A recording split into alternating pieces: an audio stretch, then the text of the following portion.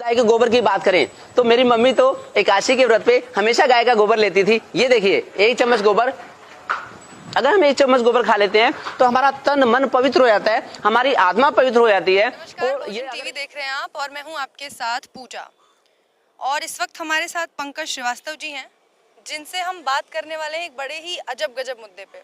मुद्दा दरअसल ये है पंकज जी कि एक MBBS डॉक्टर जिसके पास अक्सर आप अपनी किसी भी आम समस्या या गंभीर समस्या को लेकर जाते होंगे कि वो डॉक्टर आपका इलाज करेगा, आपको दवाइयाँ देगा, तो मनोज मित्तल नाम के जो ये डॉक्टर हैं, इनका कहना है कि गाय का एक चम्मच गोबर खा लीजिए, आपका पूरा शरीर जो है वो पवित्र हो जाएगा और आपकी तमाम बीमारियां जो पेट से जुड़ी होती हैं खास तौर से वो ठीक हो जाएंगी।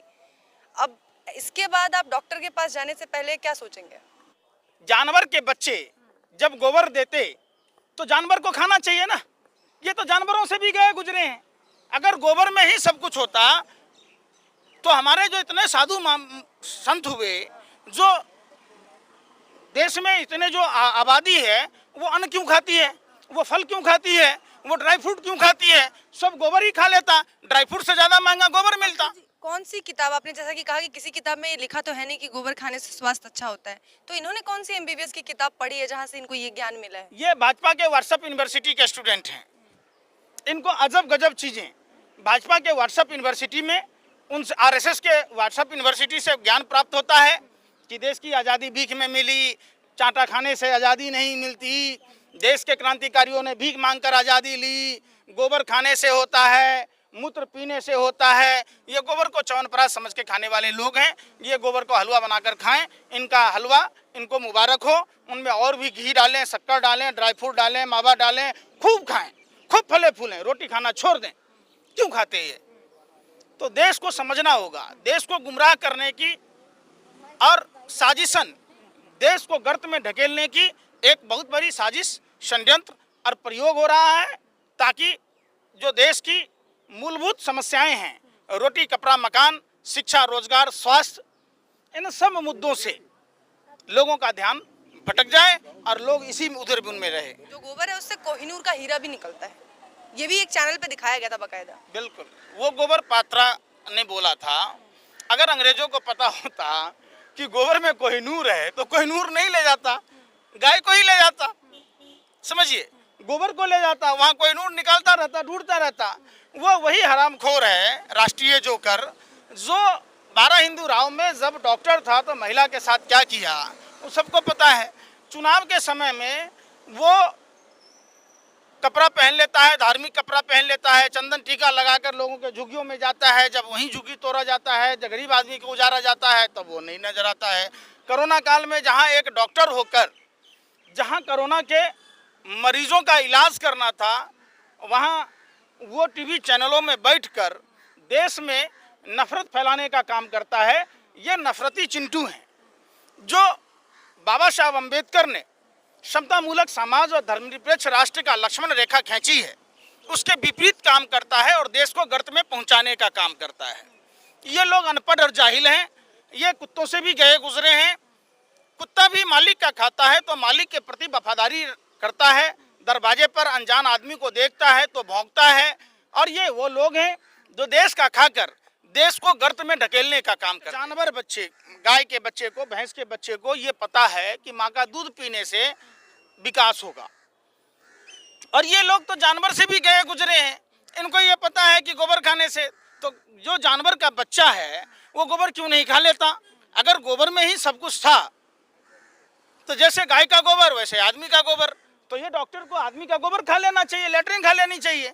ये लोग जो MBBS की पढ़ाई पढ़ के नहीं आए, ये रिश्वत देकर परीक्षा पास किए और ये देश में सरकार के एजेंट के तौर पर काम करते हैं ताकि लोगों का दिमाग डाइवर्ट किया। सवाल ये है ना पंकज जी कि पहले जो चाहे डॉक्टर संबित पात्रा हों, चाहे बाकी के जो BJP प्रवक्ता या नेता हों, उन्होंने सिर्फ बोला था कि ये करने से गोबर, गाय का गोबर खाने से आप स्वस्थ हो जाएंगे, बीमारियां दूर हो जाएंगी, कोरोना भाग जाएगा। लेकिन ये वाले जो डॉक्टर हैं मनोज मित्तल जी, इन्होंने बाकायदा खा के दिखाया है, तो ये थोड़ा लेवल ज्यादा बढ़ा दिया इन्होंने।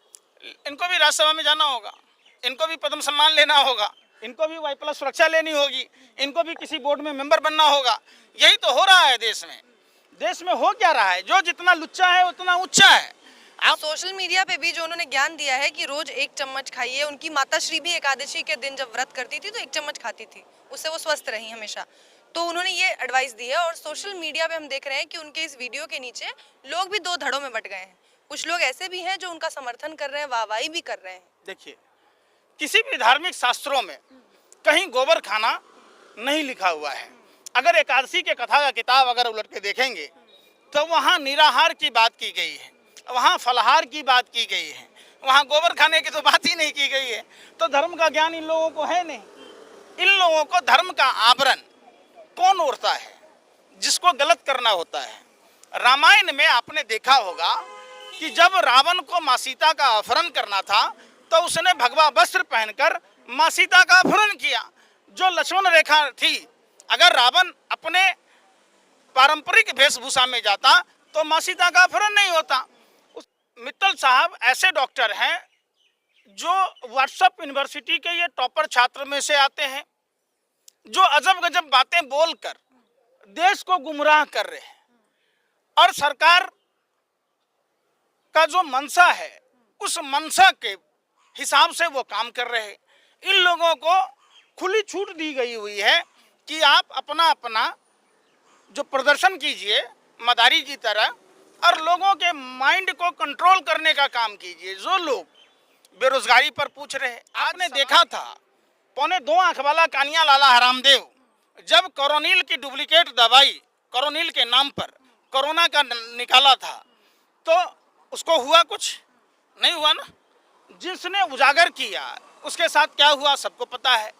डॉक्टर कफिल का मामला इसी में आता है। चूंकि वह एक मुसलमान है जो पुष्पा सेल जब घटना होने से पहले ही चिट्ठी लिख चुका था, स्वास्थ्य मंत्री को दे चुका था, उसके बावजूद जो बच्चे मरे, जो हमारे देश की किलर मीडिया ने ये चलाया कि 63 बच्चों का हत्यारा डॉक्टर। तो भाई हत्यारा कौन है? 4 एजेंसियां ने जांच करने के बाद पाया कि डॉक्टर कफिल निर्दोष हैं, फिर भी उनको बर्खास्त कर दिया गया। जहां उनको सम्मान बहाल करना था, जहां उनको कंपनसेशन देना था, जो गरीबों के मसीहा, जो बाहर के अस्पतालों से ऑक्सीजन ला कर बच्चों की जिंदगी बचाई, वैसे डॉक्टर को बर्खास्त कर दिया गया। तो देश में आप सोच सकते हैं कि कानून व्यवस्था नाम की क्या चीज है।